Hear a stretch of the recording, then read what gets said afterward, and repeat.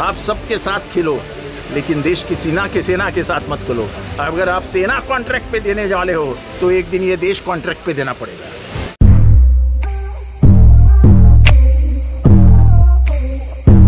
जो अग्निपथ पे मैंने मेरी भूमिका जाहिर कर दी है कि सेना में कॉन्ट्रैक्ट लेबर नहीं हो सकता है। किसी भी देश की सेना बनने से इस देश की सुरक्षितता से उसका सीधा संबंध आता है। बच्चे 2-2 साल तक मेहनत करते हैं, बड़ी कठोर परिश्रम के बाद एक बहुत ही टफ एग्जामिनेशन होती है और तब जाके लोग सेना में भर्ती हो जाते हैं।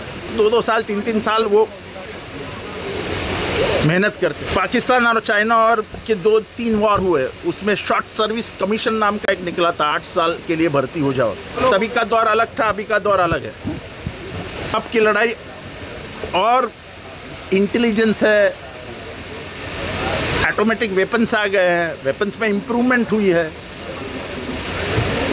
बहुत एमिनेशन ऐसा आया है जो आम लोगों के हाथ में नहीं लगना चाहिए। आर्मी की मेंटालिटी होती है यहाँ गोली चलाओ, यहाँ गोली चलाओ। पुलिस की मेंटालिटी होती है इसके नीचे गोली चलाओ। आप पुलिस और आर्मी के मेंटालिटी से भी कंपेयर नहीं कर सकते हो। भारत का एक इतिहास रहा है। 1947 में कश्मीर में जब लोग आए, भारत के जवानों ने उन पे हमला करके कश्मीर अपने हाथ में ले लिया।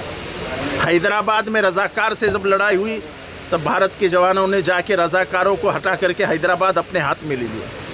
1962 में जब चाइना से लड़ाई हुई तब हम कमज़ोर थे तो थोड़ा सा हार जीत का उल्टा सुल्टा असर हो गया।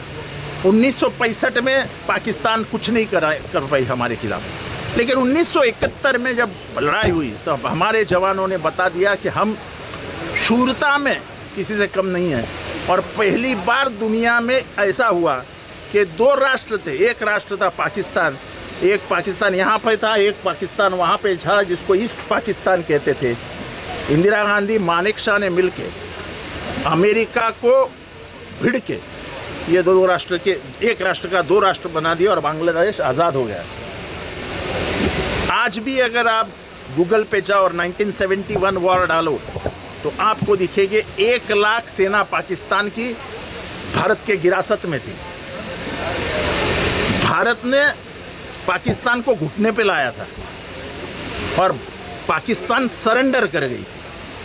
फिर 99 में कारगिल का वॉर हुआ, तब मुसलमानों में एक कश्मीर में ट्राइब है, उसका नाम है बखरवाल।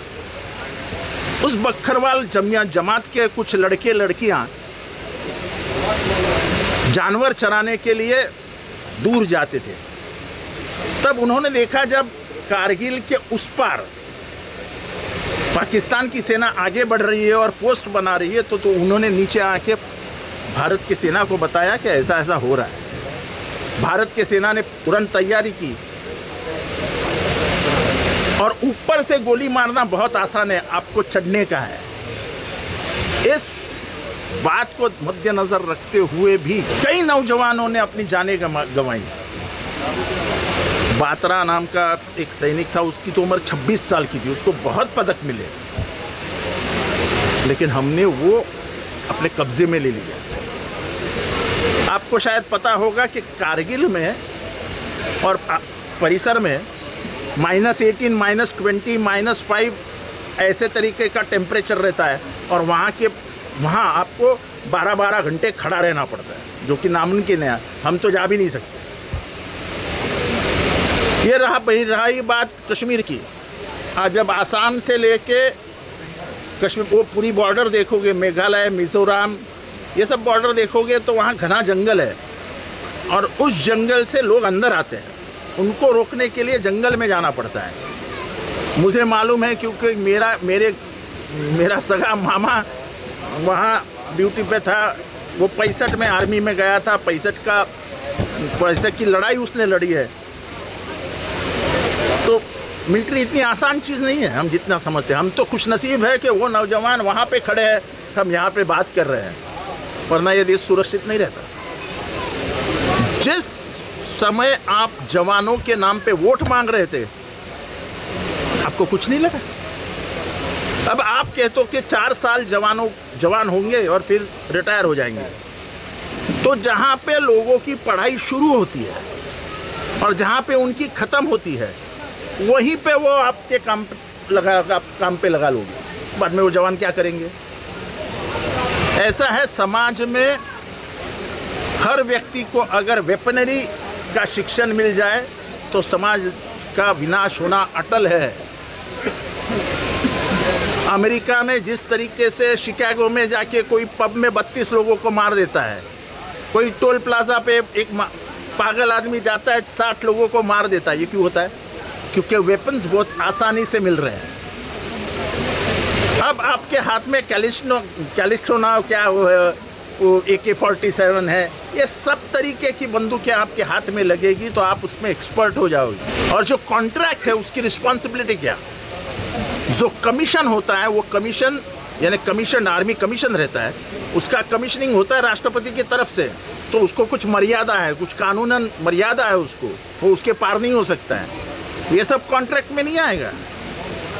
तो मुझे लगता है जो लोग ST में लगे हुए कामगारों को आप कॉन्ट्रैक्ट पे मत रखिए, ऐसे चिल्लम चाट करके शरद पवार जी के घर में घुस गए थे, वही लोग आज टीवी पे आके बता रहे हैं कि सेना का कॉन्ट्रैक्ट कैसा अच्छा है।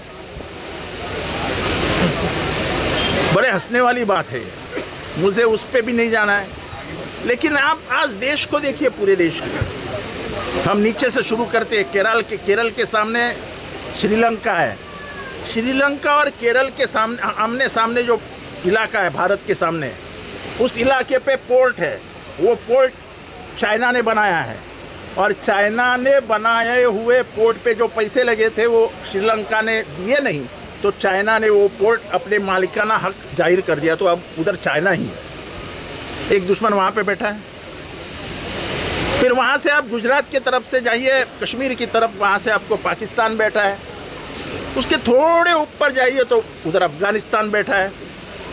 उधर से राइट टर्न मारिए तो आपके सामने चाइना आया है। थोड़ा सा उधर जाइए तो वहाँ पे नेपाल बैठा है। नीचे आइए थोड़ा तो वहाँ पे बांग्लादेश बैठा है। और आज आपका कोई वहाँ दोस्त नहीं है।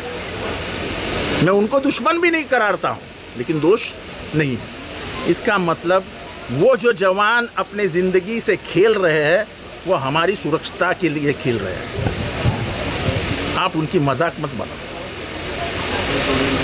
2 साल की अग्नि परीक्षा देनी पड़ती है तब जाके जवान तैयार होता है। आप 6 महीने में क्या सिखाओगे उसको? जाने से पहले वो 2 साल मेहनत करता है, यानी उसको 2 साल की वो मेहनत, 2 साल की ये मेहनत, तब जाके एक अच्छा जवान बनता है। ये तो आपने मिलिट्री का मजाक बना दिया है। आप सबके साथ खेलो, लेकिन देश की सेना के साथ मत खेलो। अगर आप सेना कॉन्ट्रैक्ट पे देने वाले हो तो एक दिन ये देश कॉन्ट्रैक्ट पे देना पड़ेगा।